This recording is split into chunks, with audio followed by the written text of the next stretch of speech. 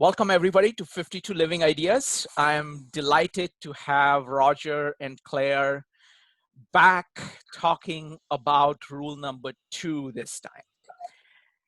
Let me start off by reading from, to the end, towards the end of this rule. Jordan Peterson's own words are most eloquent about this. So I'm going to start off. To treat yourself as if you are someone you're responsible for helping is instead to consider what would be truly good for you. This is not what you want. It is not what would make me happy.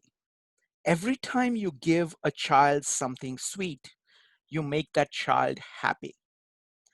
That does not mean that you should do nothing for children except feed them candy. Happy is by no means synonymous with good. You must get children to brush their teeth. They must put on their snowsuits when they go outside in the cold, even though they might object strenuously. You must help a child become a virtuous, responsible, awake being, capable of full reciprocity, able to take care of himself and others, and to thrive while doing so. Why would you think it acceptable to do anything less for yourself? You need to consider the future and think, what might my life look like if I were caring for myself properly?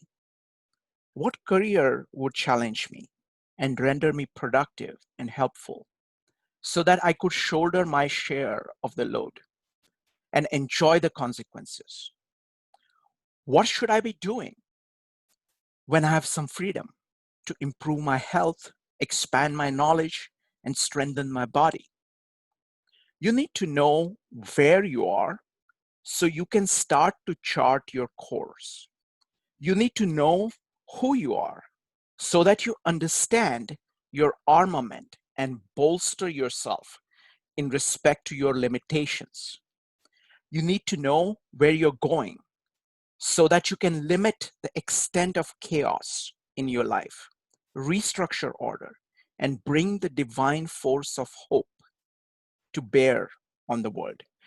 You must determine where you're going so that you can bargain for yourself, so that you don't end up resentful, vengeful, and cruel. You have to articulate your own principles so that you can defend yourself against others taking inappropriate advantage of you, and so that you're secure and safe while you work and play. You must discipline yourself carefully. You must keep the promises you make to yourself and reward yourself so that you can trust and motivate yourself. You need to determine how to act towards yourself so that you are most likely to become and to stay a good person. It would be good to make the world a better place.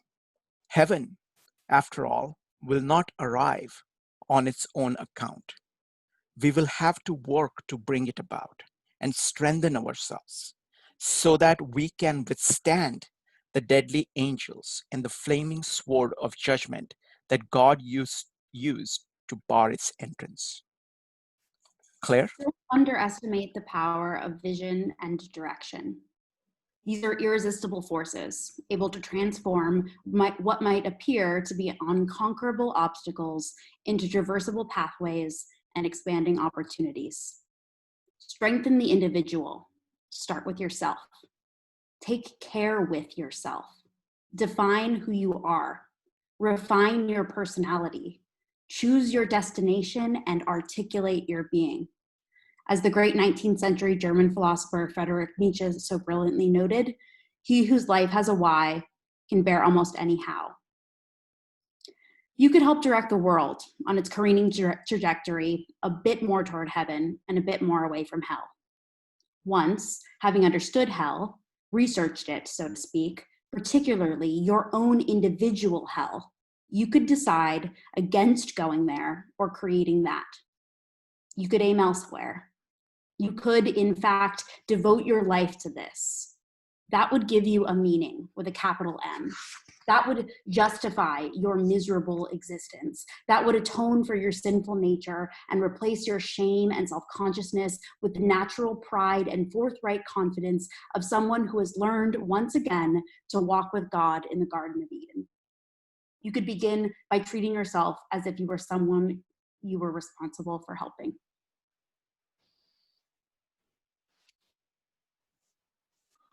Thank you, All Claire. right. Roger, go ahead. Yeah, so that was a great intro. And now we're going to do the Quentin Tarantino and see how he gets to that conclusion, go backwards. But yeah, so for this rule, I found it really, really interesting because, treat yourself like someone you're responsible for helping was starts off with a basic premise as to why do people seem to hate themselves so much? And why do we seem to always be willing to care for so many others before ourselves? And he uses the example of the fact that most people, when prescribed drugs, even when they're drugs that are vitally important to someone, such as for a organ transplant, people sometimes still won't take them. To the point where it can risk their lives. And it's kind of a strangely, he points out that, but if it's their pets, they're actually more likely to give to their pets than to themselves. So he kind of starts, pondering this question. And for me, I find it really interesting because from there, he pivots to saying that the thing that helped him realize this is basically going back to where we're from, where we come from. And he's not kidding. We're going all the way back the evolutionary chain. He starts with the very basic question of, well, what is real, right? What are the things that we even define as real? What can even be said to be real? And one of the things that he's stated in several other places, but he writes also in the book, is the reality of pain. The fact that pain seems to be an undeniable thing. And for those that went to the Truth Logos God Meetup talk, we were also talking about the fact that this idea of reality shaping us, and that pain is one of the most direct connections you have to reality, because it's kind of the warning sign letting you know what you're doing, you should probably stop, otherwise you will die, right? Like that's essentially what pain is actually doing, is whatever behavior you're doing in the world, stop that before that gets you killed. And I really wanted to kind of ask Claire here, because I've always kind of struggled with this concept for a while, and it kind of was this big question for me, was how pain relates to that. Because for Peterson, he kind of points out that's like, you can't deny pain, no matter what you say, no matter what ideology you believe, no matter what belief system you have. It's like pain, more than anything else, is not something that can really even be shut off. Whereas like love or any other feeling or sensation can be denied, but pain for him is the ultimate bottom reality as far as our human experience goes. Well, what do you think of that? Because we are going to be kind of diving into evil and all that, and that I think that's all interconnected. Yeah, I think it's a really fundamental belief system that we have to kind of buy into until we can go any further. And it's one that I have, and it's interesting because I think so long for people, when we try to think about meaning and why are we all here, and those kind of big fundamental philosophical questions, you don't think of it in terms of what is the one true thing we even know? What do we even grab a glimmer of? And he kind of steps all the way back and says, hey, the only line that I can really draw in the sand is suffering. Like, that's real. And it's real because of the lived experience. And that's what this subjective element that I hope you get into. And he talks like about a toddler, that if you take a candy away from a toddler and they cry, you might know that pain on a relative scale is less, but that doesn't mean that the pain is not real to that child. And so this is a fundamental, religious idea of suffering. And it's something that he just says, hey, if we can say that that is one stake in the ground, it's that pain is real and it's real to those individuals, and let's kind of head on top of that. I think I just heard Weinstein talking about the cybernetic principle, which is that like the purpose of a system is what it does. And I think that that really relates here, which is that the only truth historically and biologically, if we look back, was in the subjective lived experience of what the system sort of ended up doing. And that was most often suffering. Yeah, so that's a real good point. I also really liked this chapter because I was surprised how much of, especially at the beginning, how much of this like setup that he's doing for this rule is really laying on his maps of meaning theories. So, and even before that, going like some of them are just Jungian thought. So, for example, one of them being the Jung made the distinction of archaic man and modern man, and he believed that modern man had adopted a very different viewpoint of the world. Once science was invented and once rationalism had really kind of taken hold, the way we viewed the world around us was always as much more just dead objects that were around us, and that was all they ever were. And any subjective interaction you have with them was kind of just a useless afterthought, right? It's just something, the effect that it has on, you know, the human primate, and that's about it. And what Jung pointed out, and Peterson points out in this chapter, is that before that, however, and more importantly, even to this day, our experience and reality, because if there is no humans, you can't really even say there is much of a reality because there is nothing that is actually observing that or even experiencing that. So you can't really make any information or claims about who is or what is experiencing that. So you don't know if reality even exists if there isn't any humans to begin with. But the reality and describing reality is much more similar to a story or a narrative than it is to a scientific observation of the things that are happening, right? If I tell you all the different biological changes that happen in my brain, right, it's not really much of a description of what emotions and sensations I'm going to, in the same way as if I tell you the drama that I felt when I was watching, I don't know, like a soap opera or something of that nature. And to this point, he also kind of, from that idea that's much more of a Jungian idea, he kind of takes it one step further and says, well, if we go to the real basics of what we had to evolve to, we had to evolve into splitting the world into two different domains. And it was the domain of things we understood and things we didn't. And the reason for that was we had to be able to map those surroundings around us. And to be able to do that, things had to be predictable. So the only way things can be predictable is if there is a repeating pattern to them, right? If there is order, and that's kind of what he classifies as the explored territory. And he says, well, fine, we do have order, but then that order has its limits. And to classify everything outside of that is to classify it as chaos, as things that aren't predictable, things that aren't understandable to some extent. Well, actually, no, that, I mean, to every extent, that's exactly what it is. It's the not understood, right? The unexplored territory.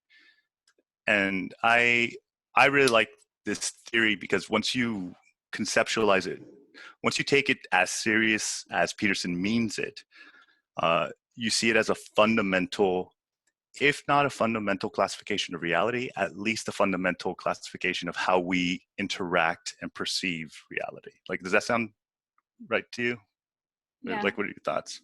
No, I think it's exactly right. And why then is it so important that he set this up in a conversation about helping ourselves?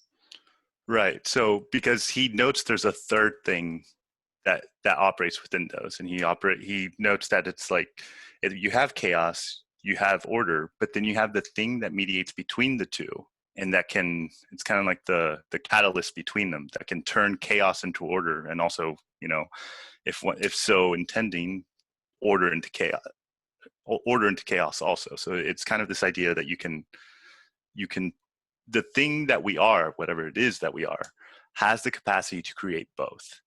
And that once you understand that fundamental breakdown, which I've heard a lot of people kind of say that Peterson repeats himself a lot, or like gives too many examples.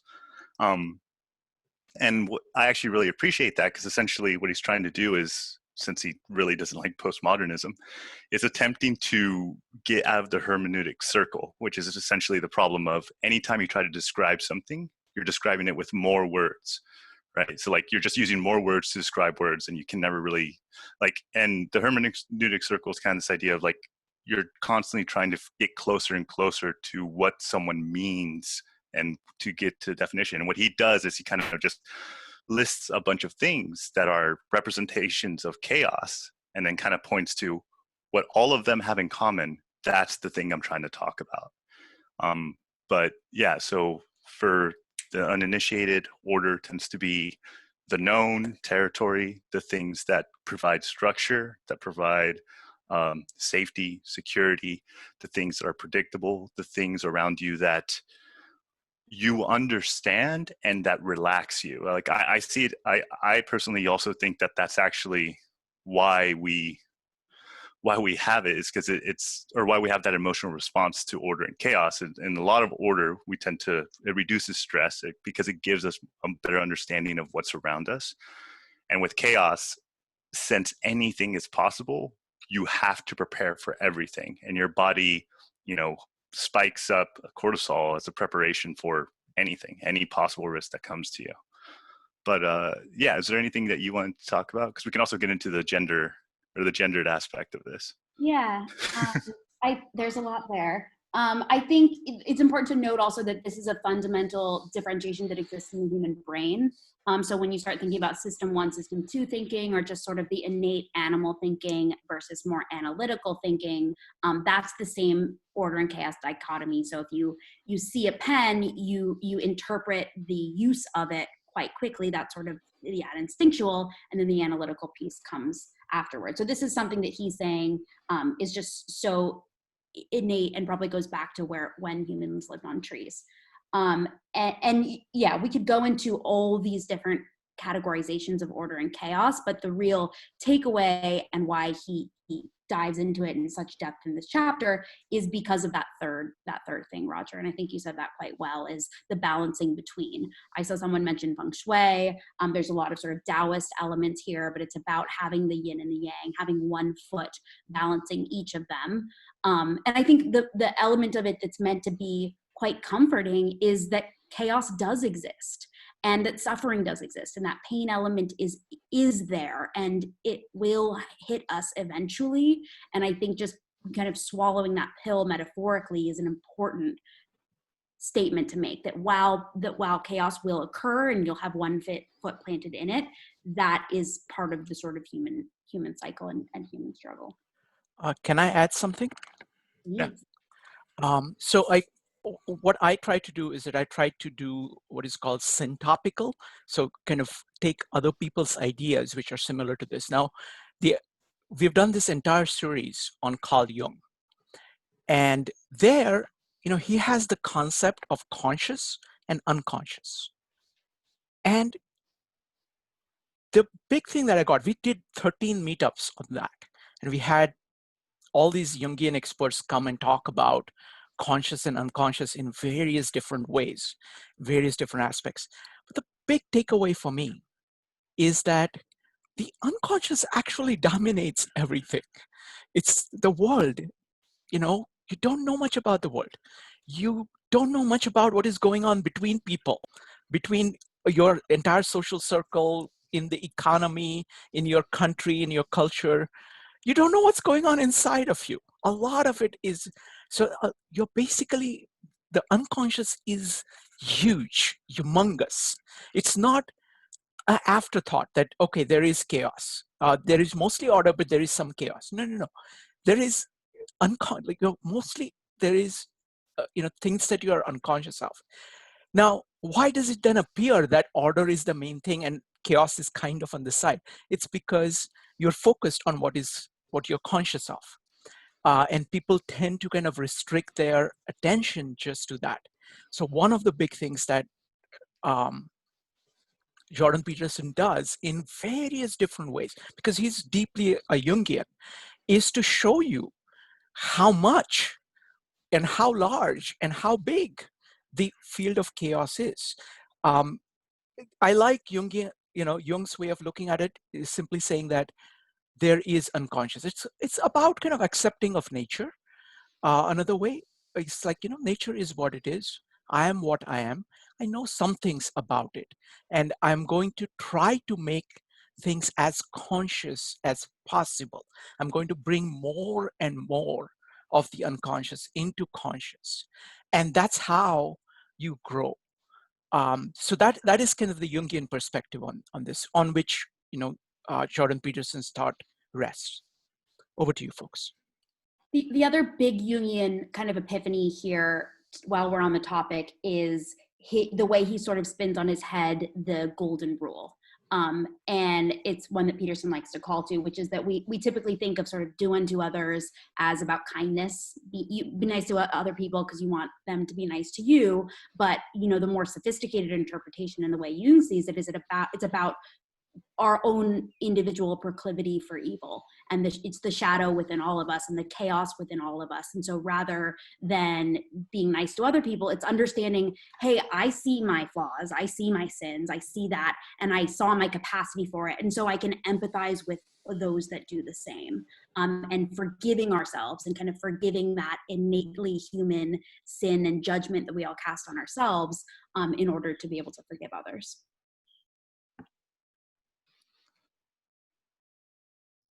Right. And I kind of want to do just a personal nerd out here because I love Peterson's theory of emergent morals through biology, which he also touches on here, which is kind of the reason why it's this idea of chaos and order is actually extremely important. It's the idea that the fact that our brains themselves are structured to deal with novelty and with routinization, and the fact that we've categorized our entire reality in that sense, and it associates itself to pretty much almost everything.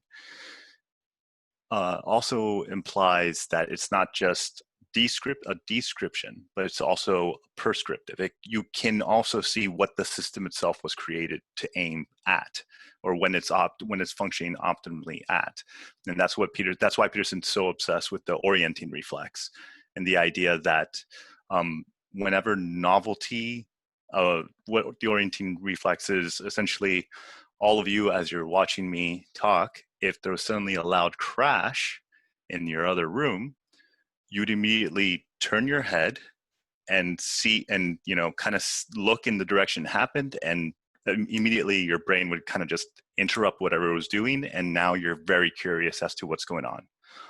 And for Peterson, what he notes is the fact that we have that's innate within us, and that pushes us to be extremely curious, is always to be finding what's novel and what's changed within the system of our own order, right?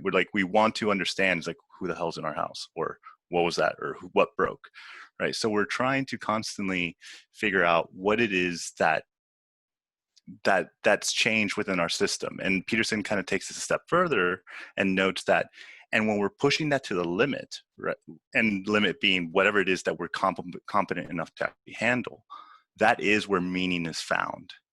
So whenever you are pushing yourself, as Claire said, with 1 foot in chaos and 1 foot in order, and you are pushing yourself as far as you can, but you are still competent enough to be able to take in the new information from chaos, to be able to handle novel information, that's actually where meaning is found. And what he means by meaning is an actual physiological sensation. Because for him, he doesn't identify it as some, abstraction of, I have a meaningful life because I've thought about it in this way or whatever. He sees it as a physiological sensation, as literally your body reacts whenever you're doing something that is meaningful to you. He also notes that that's, subjective to everyone, and it changes depending on who you are. It's like, but when you are pushing yourself to that limit, it is this sense, he explains it as the sensation of being at the right place at the right time, right? And for me, that was as someone who in college really studied morals and really had a huge passion for them, I'd never heard an argument like that. And I found that very, very, very interesting. So any thoughts, Claire, on that idea and perspective that he also shares?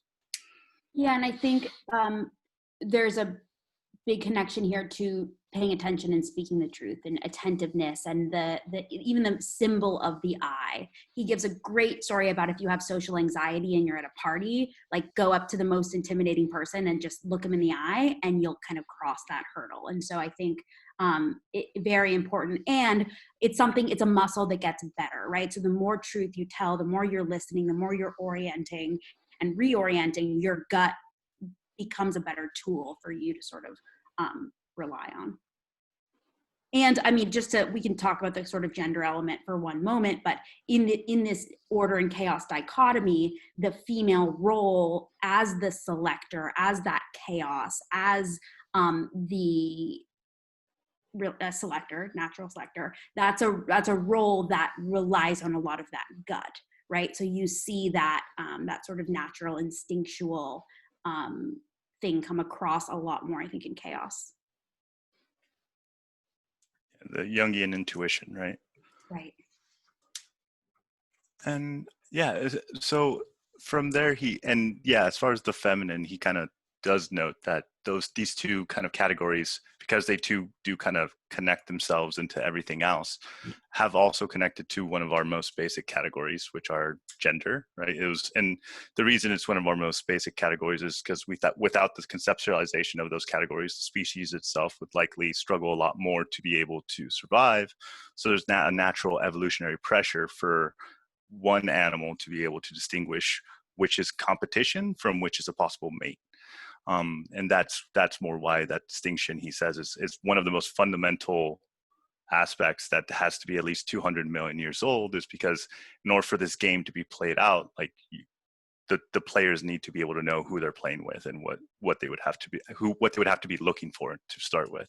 But he also notes that from there it gets associated, like you said, with chaos being the motherly, the thing that gives birth to everything, the thing that we all came from, but it's also the thing that could consume us and destroy us at any moment, and gives us all the food that we need to survive, and also gives us all the enemies that are trying to kill us at all times, right? And then order is more of it's kind of like the almost consciousness to some extent, but it's represented as the thing that builds and controls and dances with chaos, right? It's the thing that's pushing back against chaos, the thing that is both judge.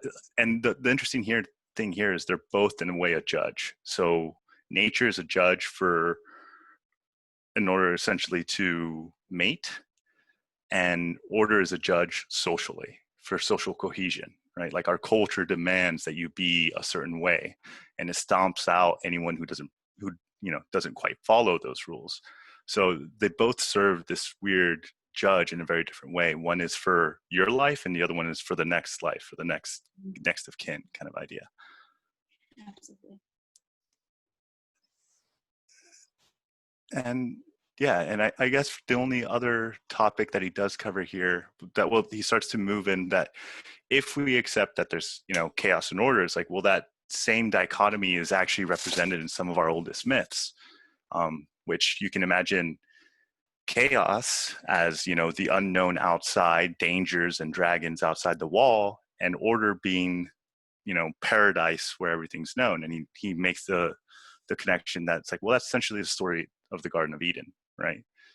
Where it's like, what's a garden, right? It's like, well, it's nature that's been tamed. Essentially, it's nature that's functioning only in the way we want it to function, and it's normally to our service. It's order, right? And then outside of that, it's like, well, outside of that, anything goes. We have no idea what's out there, and like almost always, it's both dangerous and unlimited possibility. We have no idea what the limits of that are.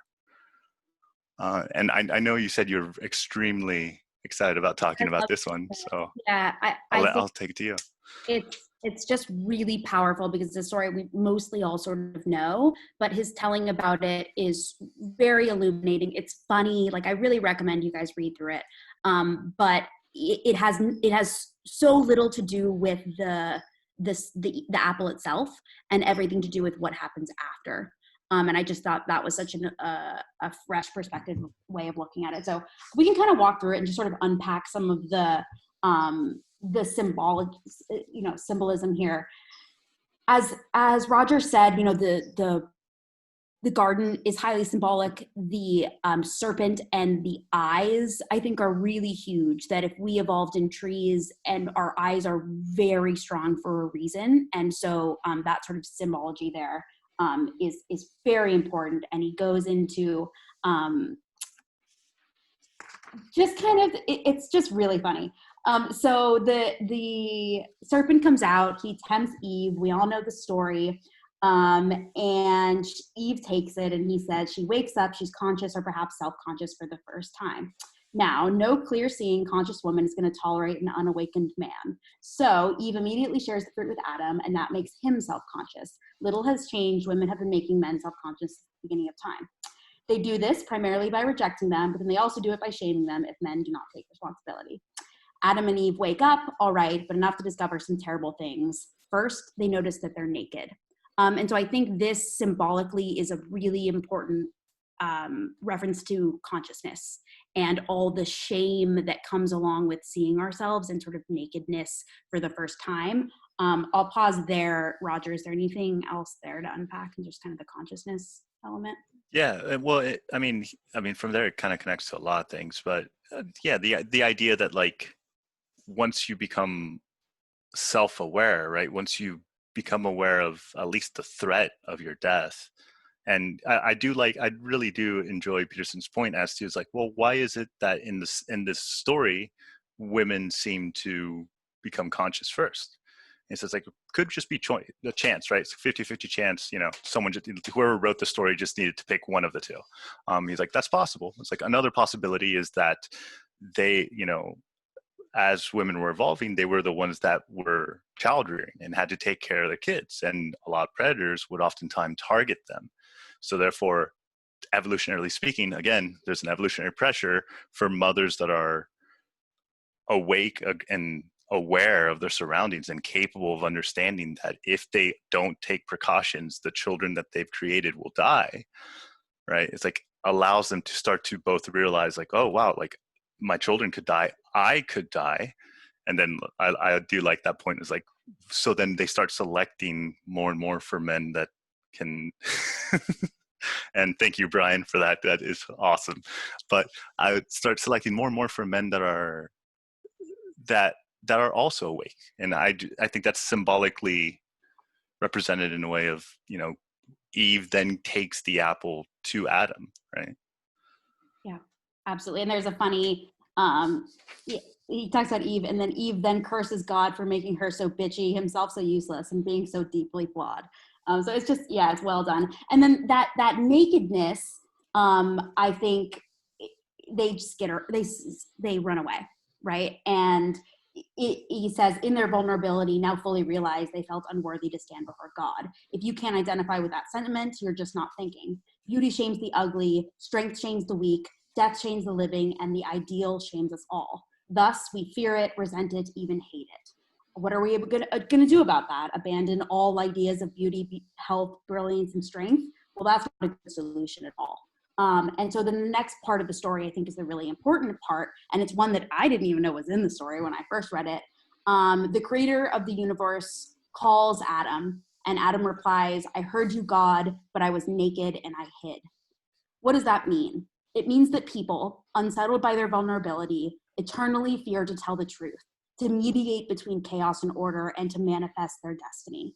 In other words, they're afraid to walk with God. That's not particularly admirable, perhaps, but it's certainly understandable. God's a judgmental father. His standards are high. He's hard to please. And so I think this is everything.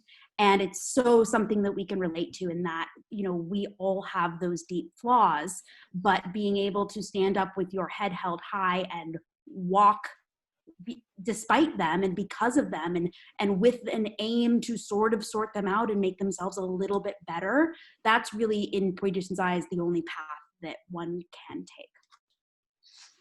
Yeah, I also really like that idea of like he doesn't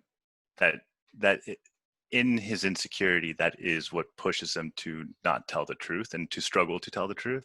And I feel like that for me, that comes out anytime I think of how am I not living up to my potential? Because that no matter who you are, you have an answer for that. and you probably don't have that good of an excuse, right? Like, or if you could come up with great ones for sure, but like, it's like, okay, fine, with that into account, how are you not living into like up to your potential? And I think that's kind of what it alludes to, this idea of like, to face anything that's, you know, remarkable requires that you compare yourself to that. And, you know, with God, which is the ideal of ideals, it's like, how do you stand in front of that? How can you compare yourself to that? How can you deem yourself as even remotely worthy of being able of doing that when you yourself know how flawed, terrible, lazy, you know, impulsive you really are? And I just really like that little twist on that explanation of that part of the story. Yeah, and then the sort of resolution, and you know, he has a good cliffhanger between, he tells the story of Adam and Eve, and then he kind of moves on, and he says that, you know, even after you get over this sort of original sin, you have to contend with another painful awakening, which is morality itself.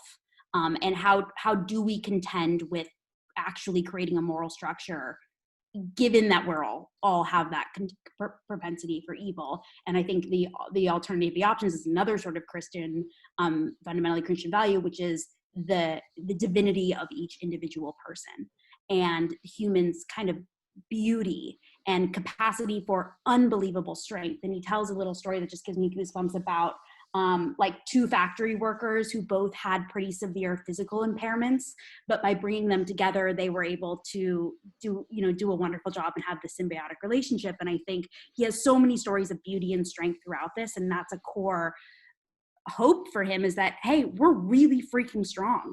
And the order part of this order and chaos has created things like presumption of innocence and plumbing and like all, you know, really fantastic and huge feats in science and technology. And so, you know, if we're going to come to terms with the sinner part, you better come to terms with the possibility. But the only way that you do that is if you're really aiming at something and you're seeing the divinity of each human being and yourself. Yeah. And just to end it, I do want to end it on an ironic note, because there's this quote from Peterson that I love, and I think he mentioned later that he would correct this if he could, is that because he's essentially also saying, as Claire said, that like there is plenty of this beauty, but also that you should also give yourself a break and understanding of just how complex and hard and, you know, just how big of a burden every single one of us have to live just in existence, right? How, you know, life truly is suffering, and it truly is, you know, the most beautiful and the most horrible all at once. And he has this quote that it's an existential situation that no mere animal encounters or endures, and one of severity that such it would take a god to fully bear it. And the reason I want to end this in an ironic note is because Zizek, during their debates, points something out that Peterson himself is like, wow, that's actually a great point. I've never thought of that. But what Zizek, you know, the hard left communists, points out is, well, in the Bible, when Jesus is being crucified and right before he dies, and he looks up into the sky and yells, my God, why have you forsaken me? He's like, that symbolically is the sign that the Son of God himself, the Logos incarnate, couldn't bear this existence, right? That even God himself, embodied and put on this earth, doubted the existence of God when put through this life. And for me, like I you know, I remember Peterson just loved that, and I did too. But I think that's a good end to an understanding of why we should give ourselves a break and really see both all the things that we're going through and that we have to struggle through, and give ourselves more credit for all of it, and treat ourselves as though we're someone, you know, that we're responsible for, someone that we want to take care of and that we want the best for, because we deserve just as much respect as whoever it is you're imagining taking care of.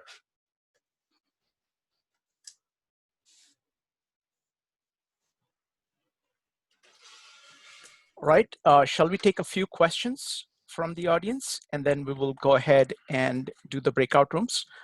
Claire, you want to add anything, or shall we go to the questions? No, I think it was a beautiful wrap up. I will say that this, like most of these rules, has the benefit of the fact that it is deeply meaningful and symbolic, and you can unpack every ages, but it's also just true in itself.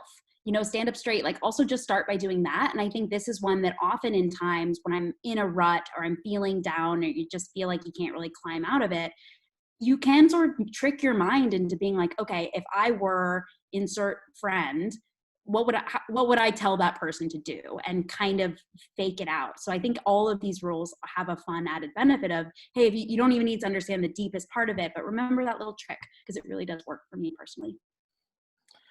Wonderful. Okay, so it's going to be, folks, at this point, we'll take only questions. What we're going to do is that right now, try to keep your questions brief. And then we're going to discuss everything in breakout sessions so we can go back and forth, go through everything. And then we'll come back. And then that's the time you'll be able to share your takeaways from this room.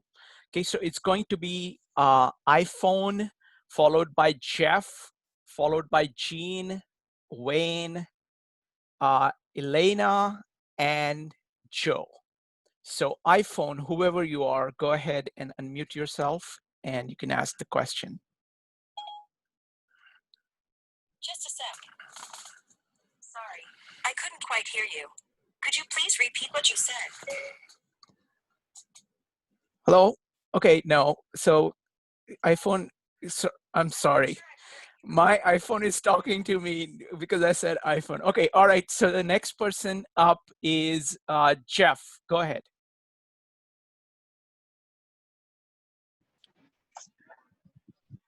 Jeff. Well, first of all,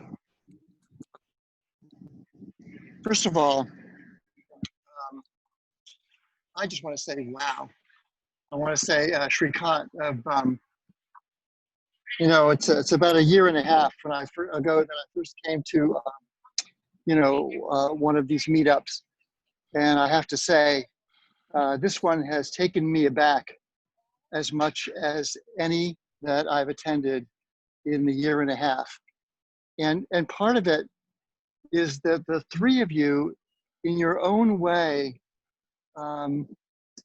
really both embody and embrace what is at once so wonderful and so deeply unsettling about the things that you've been talking about. And I'll just center on one. So, Roger, I'm really taken with your point about not fulfilling your potential, and that Jeff, sorry, let me interrupt you. I mean, thank you yeah. very much for compliments. What we're trying to do is that we're trying to just hit quick questions, I'm and then sorry, we can yes. open it up, and you can say your full piece Absolutely. in the taekaway sessions. Right. So go ahead. So the question is, what if not fulfilling our potential, and trying to cover it up or make excuses for it is the original sin?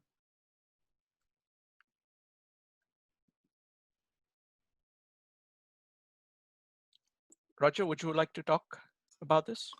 Yeah, I mean, that is an interesting one.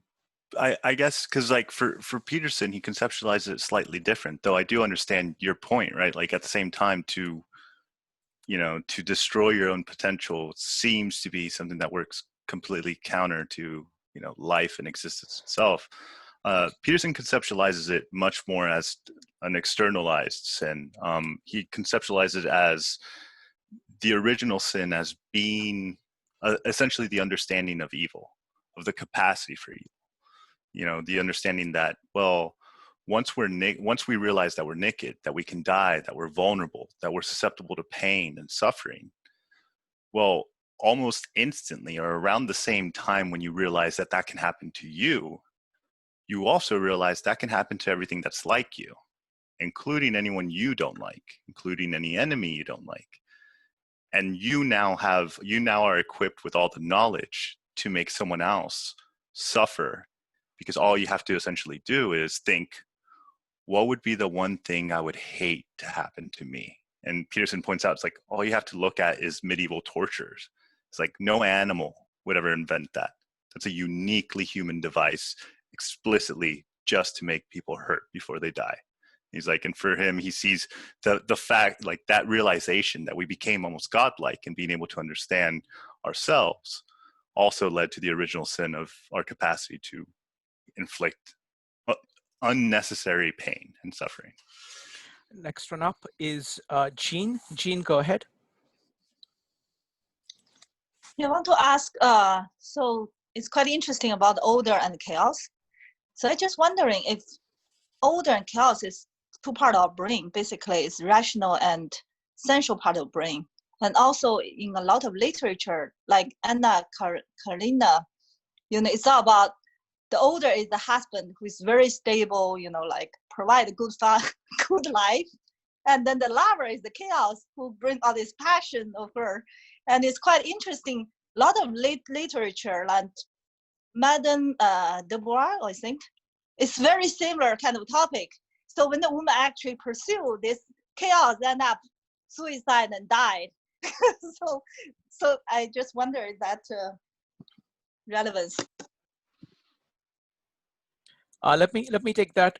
Okay, Claire, let me say something and then you can continue. I think the idea of kind of right brain, the left brain is very powerful over here. Right brain is good. It's intuitive. It is able to pull together a pattern, see patterns in very unstructured situations. So it's very good at dealing with chaos. Left brain, and all of this is kind of, gross simplification. It's a little bit more complicated than this, but I think the principle is important. The left brain is kind of more connected with speech. It is more connected with sequential processing of things. It is more connected with routinization of things. So it's like, and you need both of them. You need to kind of be able to see new patterns and be able to routinize them, and continuously be open to seeing new patterns. And the only way you're going to be able to kind of use the fact that you've seen a new pattern is to routinize them. So you have both those things going on at the same time in tandem. Claire. But also, what you taught me, Shrikant, is it's also helpful if you can switch back and forth, right? So you have that great writing exercise that, okay, use that intuitive brain for a while and then switch to analytical. So yeah, definitely relying on both of them, and watching them both work. But it's an interesting tool to try to use one really well for a while and then switch over. Yeah. Next is Wayne, followed by Ileana, followed by Joe. Wayne, go ahead. Cool. Evening, everyone. So even if we get or accept the idea that you need to philosophically and morally treat yourself like someone that you're responsible for, I'm curious if JP says anything about the psychological preconditions that need to be in place for someone to do this practice. Like, do you need to first understand how you're already treating yourself to then switch to treating yourself like you're someone that you're responsible? What needs to happen first before you go down this practice? Yeah, I think that orientation process is really important. I mean, there's always going to be outlier brains that, if we talk about different mental conditions, certainly there's outliers, and I won't go into that. But I think for sort of a typical brain, that orienting element is really important to be able to plant those feet where you want to plant them. So that involves a process of healing past damages, aiming at something. That's really fundamental. It's all his Pinocchio stuff, but unless you sort of know what you're aiming at and where you're not aiming at, it's going to be hard to plant those feet. So if you're unfamiliar with Peter's self-authoring program, it's how he kind of tries to bring young minds around orienting where they've been, where they are now, both in strengths and weaknesses, and then where they're headed. And that kind of orientation, I think he's found to be really effective. Okay. Next up is Ileana, followed by Joe. Ileana, go ahead. I was just interested because I read Peterson a long time ago, and even now when we're discussing it, the same question comes to mind. So I'm interested in what you guys think, seeing as you have it more fresh in your minds.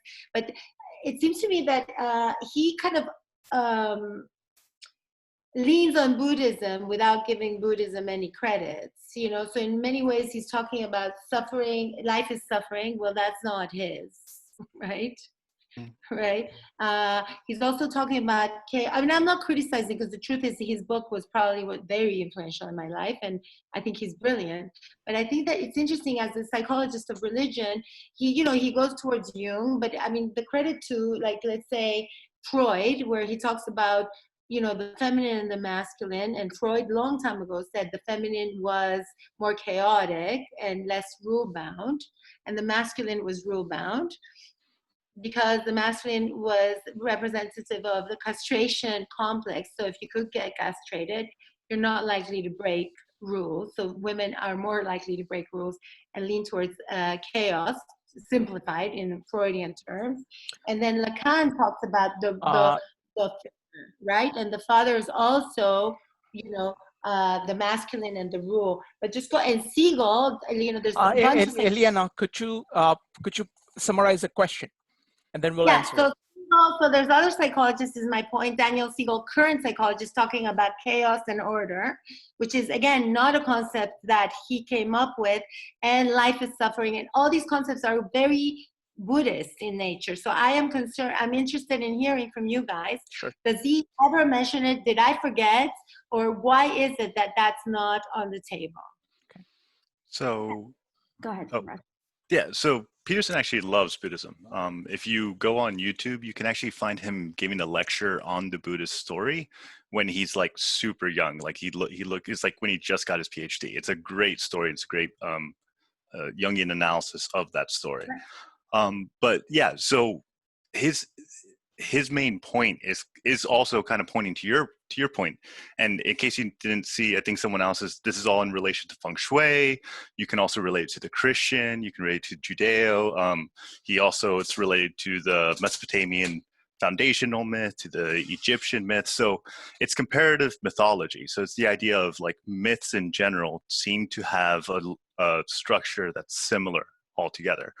And his point is much more that chaos and order, like, it's not so much that he's claiming ownership of these claims, but rather that all he's claiming is that is the basic breakdown of reality.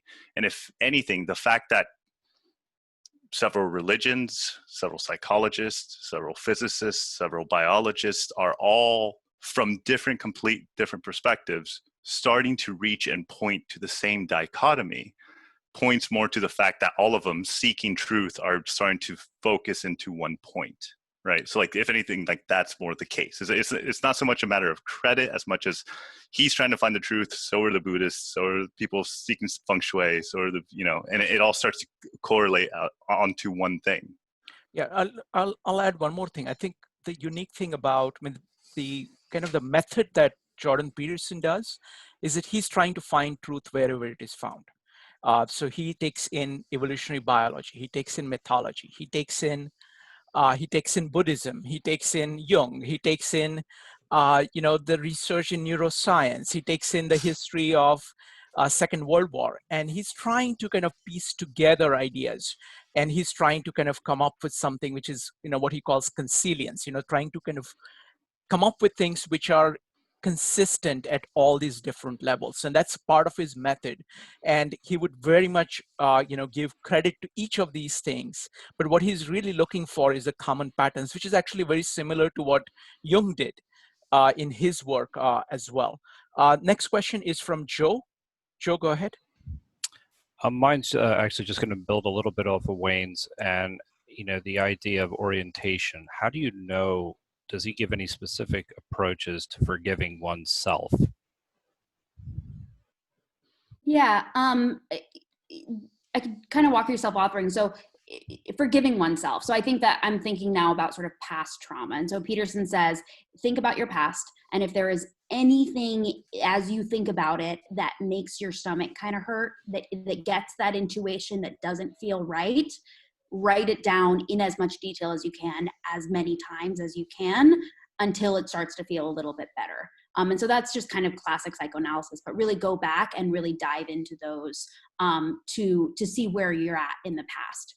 And then when it comes to where you're at now, orienting to values and vices. And so what are all the things that I know to be true to my brand and true about me? And what are all the bad things? And really having an honest look at those. And then looking forward, looking at, okay, what are all the bad things? What if I leaned into those? What would I look like in 5 or 10 years if I became that shadow version of myself? And then on the flip side, what could I aim at to keep that good person occupied, to keep them busy, to keep them from hating themselves, and how far could I go? And so that whether you do the whole process or not, I think that thing of healing past wounds, understanding yourself now, and then knowing where you're headed. Does that help? I think I just sort of repeated it. But. Thank you. Yes, it does. Thank you. Thank you, Claire. So now, folks, we're going to go into the breakout rooms. Welcome back, folks. So now we are doing the takeaway section. So I'm just going to go around. If you do not want to share your takeaways, you can just type skip in the chat. All right, so I'm going to start off. So we'll start with Ilyana first. Ilyana, go ahead. Hi. Hi. No, I think the takeaway is obvious for me. You know, like chapter 2, and then the idea that we can be very harsh on ourselves, and so it was wonderful to hear you guys discuss it and remind myself of what the principles are. That's all. So, Thank you. Next up is Victoria.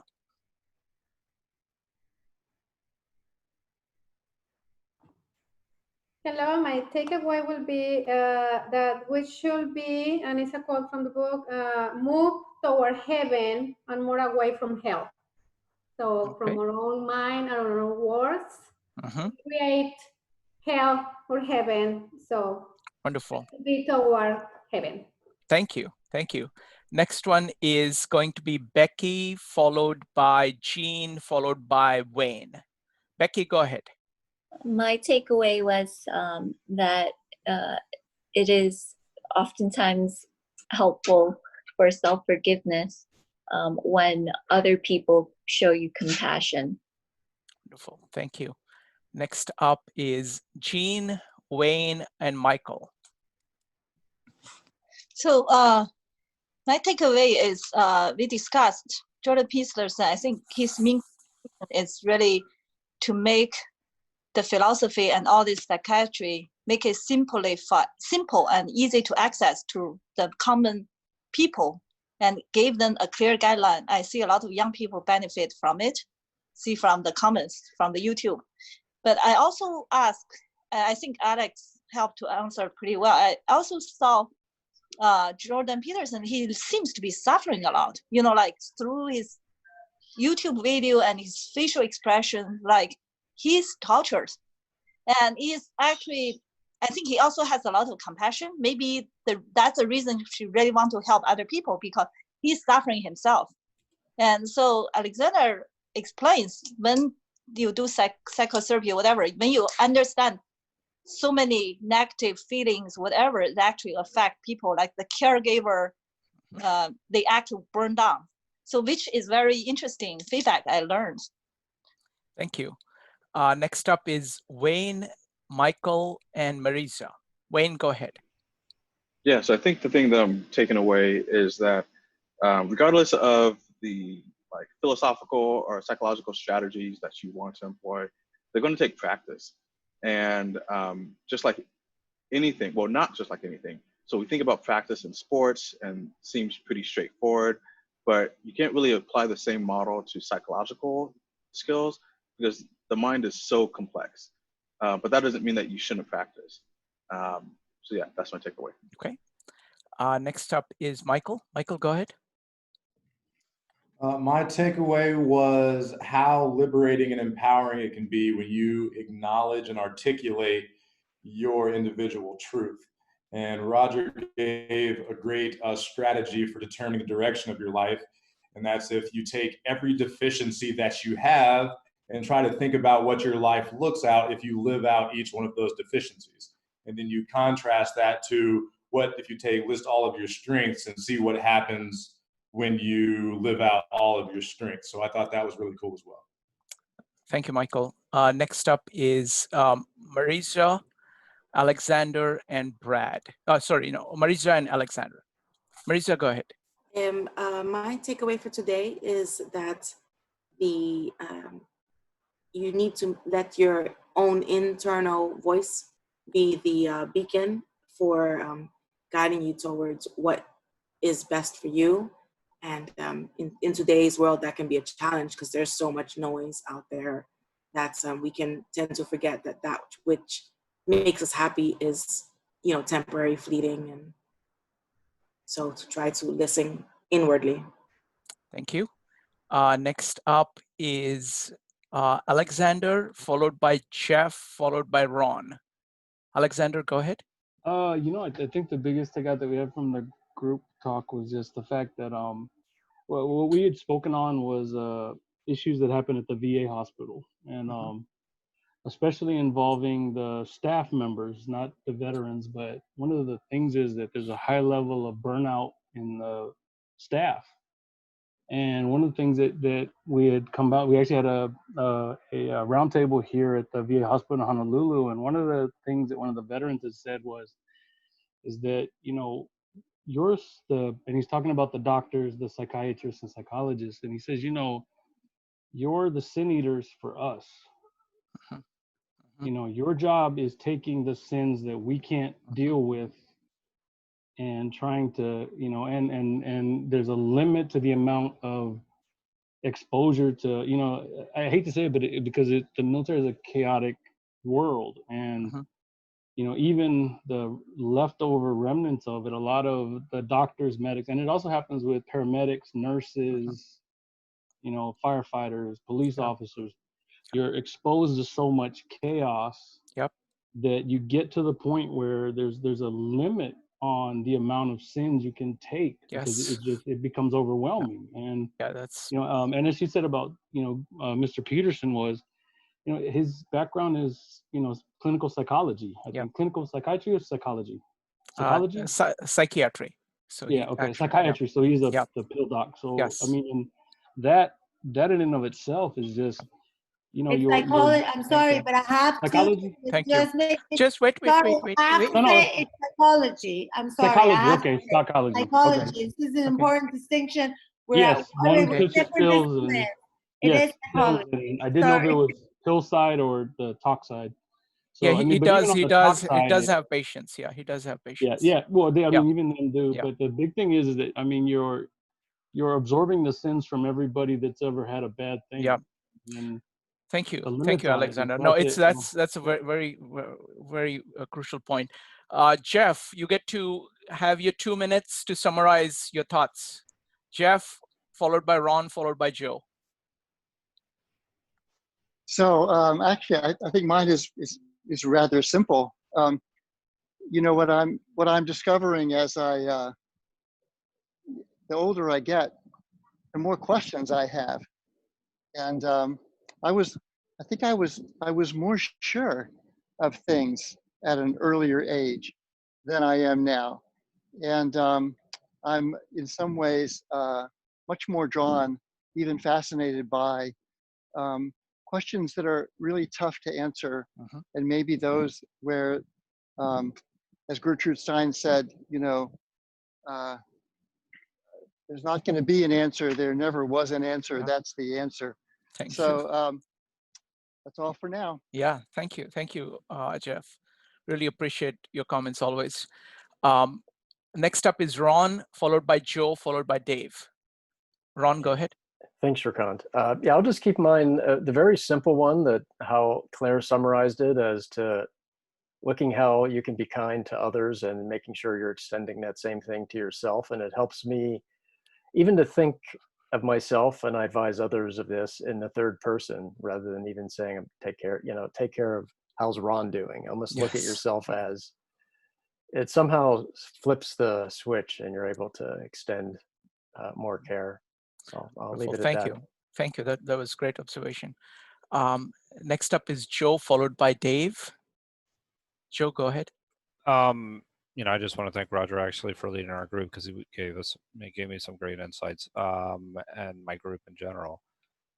The idea of journaling and and having a framework in order to get to some degree of truth, and that once we get to that truth, what do we do with it? Then can we, strive to be something better, or or hurt ourselves, by punishing ourselves. The other aspect of it was the importance of honesty, again, with ourselves and with others. And the other thing that I just in thinking this through is, a better way to get the truth is to change our frame of reference by engaging at many others from as many different perspectives as possible.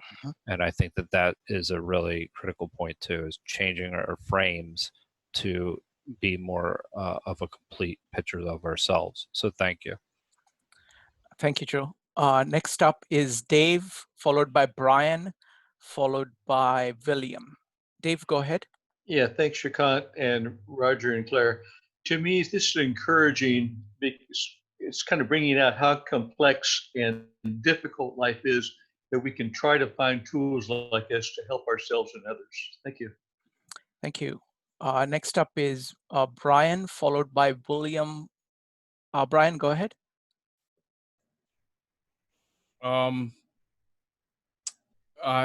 have nothing to say unless you have something to ask me. No, that's fine. We'll go to the next person. Next one is William. Hi, my takeaway was wondering why Peterson phrased Rule 2 the way he did. He could have easily said, be your best friend, be nicer to yourself. But he said, treat yourself like someone you're responsible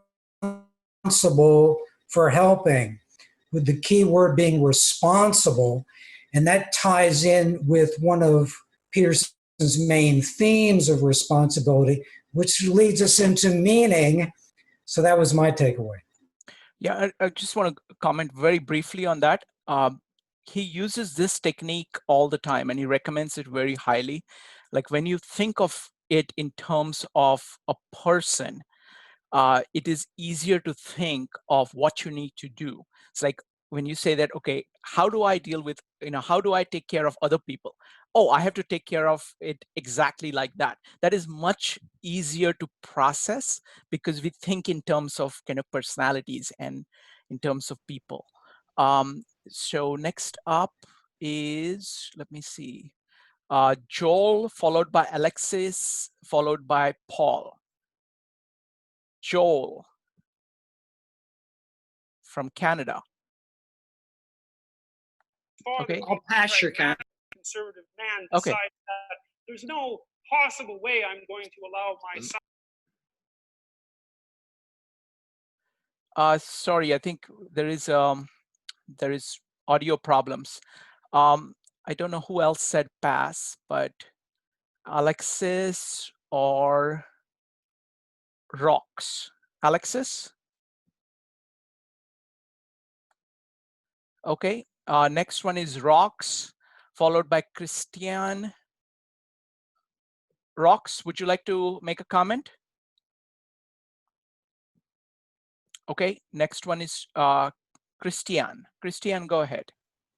My takeaway was, and this will probably be my next journal exercise, is to write about if I was taking care of myself in the best way possible, what would that lead me towards? And if I followed my worst impulses, what outcome would that lead me towards? So I'm definitely going to write about that the next time I write in my journal. Thank you.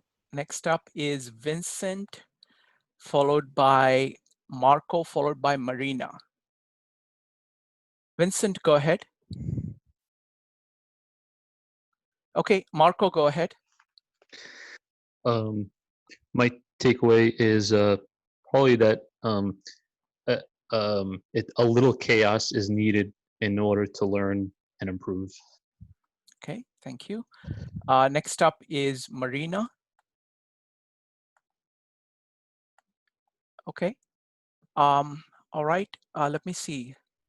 Okay, I've gone through everybody. So now it's going to be Claire, followed by, if I skipped somebody and you wanted to say something, you can go ahead and unmute and say something now. Otherwise, it's Claire. Claire, go ahead. Couple of points that came up, the concept of survivor's guilt, and kind of as it relates to PTSD and transforming that, and having to think about not only do we know our own kind of sins and proclivity to evil, but we also have to suffer the guilt of the fact that there's a lot of awful things going on in the world at all elements and at all times, and just unbelievable inequity. And I think to that question of why does Peterson seem so stressed and like intense about all this stuff, and why doesn't he just relax a little bit? I think that is, you know, he's coming from having read the gulags and really understanding deeply how bad it can get if we don't, you know, take care of ourselves. And so I think that kind of idea of survivor's guilt, and we are all walking around with a certain element of guilt just at our own health, because there's so many people that don't have that. Also, the idea of childhood came up because someone was talking about like someone finally quit cigarettes because a kid kind of came to them and said, hey, why are you doing that? And I've never thought of the purpose of the child as also kind of finally being your flesh and blood that holds a mirror up to you that you actually listen to. And so there's this kind of mythological element of leaving safety, going out and slaying dragons, and coming back into order and integrating that chaos into your life. And kind of in the familial structure, that does involve kind of shining a mirror up to your father and reintegrating life. And so I think we didn't kind of talk on that. Can I interrupt you for a second? Go ahead, Brian. Yeah, so everyone in my group, no one knew of the Gulag Archipelago by Alexander Solzhenitsyn. Yep. But it seems that that you do, and the Marxist and Bolshevism ideology. And if you could enlighten me and enlighten us further, that would be much appreciated. We will do that another time. Because we have focused on rule 2 at this time. We will maybe do a full meetup on this another time. But it's an important topic. I mean, I think that's one very large theme. I will say on the Gulag, though, that in this specific case, the important part of it is the fact that this guy was in one of the worst genocidal situations, and he had the wherewithal about him, rather than becoming resentful and evil and blaming the world, to write about it and create a little bit of order and do something good. And so I think that's part of this kind of bearing your cross story, that, hey, it's going to get really bad. Some of that's going to be your fault, some of it's not, but do the best to make some good out of it and create whatever order you can in your writing. Roger, what were your takeaways?